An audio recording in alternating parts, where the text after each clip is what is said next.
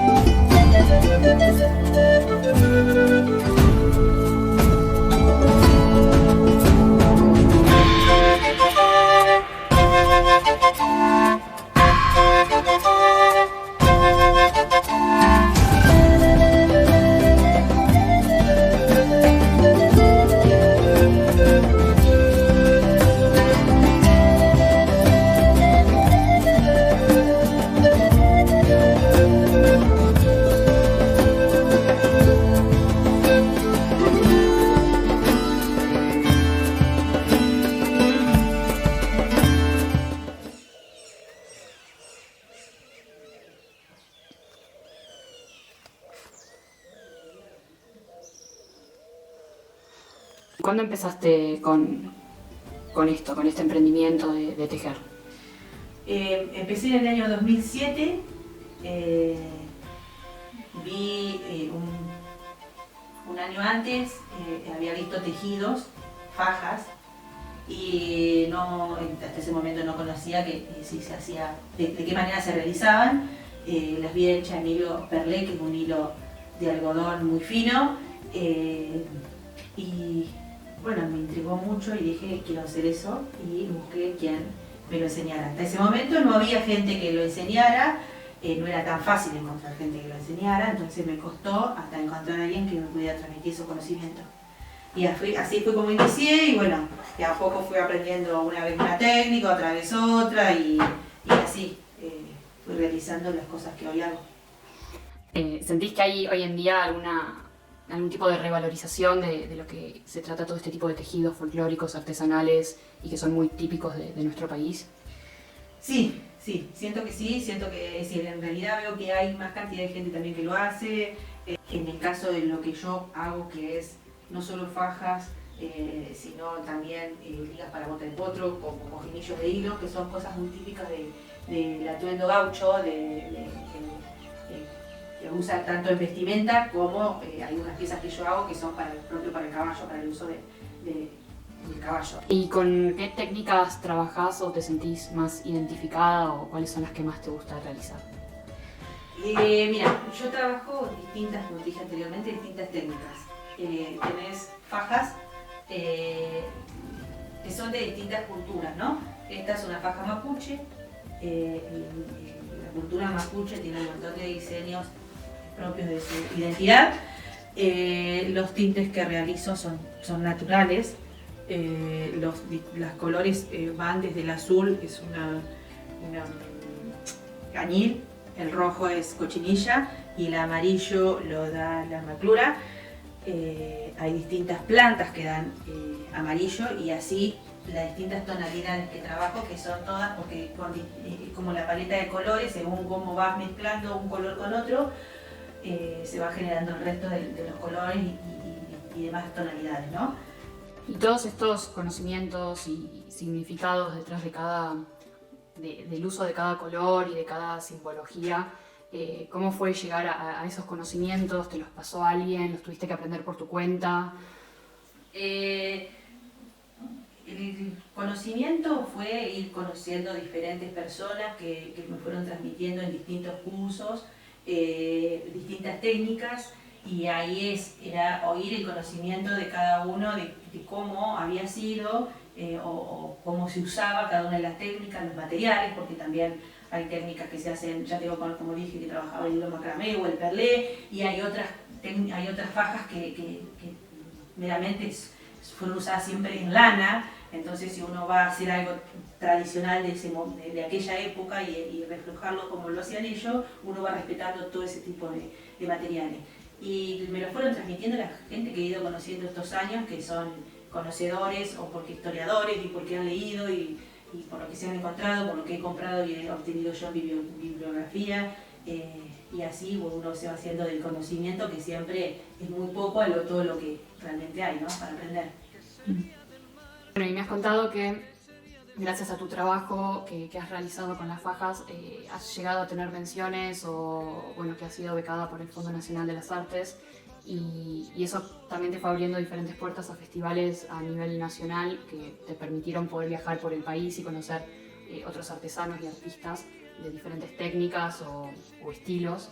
¿Y cómo fue llegar a eso, siendo que no comenzaste a trabajar con las fajas hace tantos años, ¿no?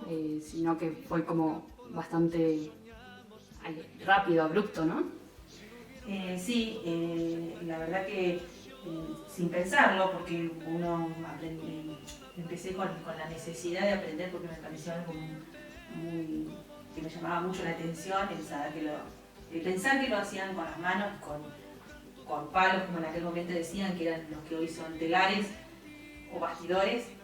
Y cuando empecé a realizar las piezas, porque iba conociendo distintos profesores, me fui indagando en qué lugares uno podía presentar y mostrar los trabajos que estaba haciendo.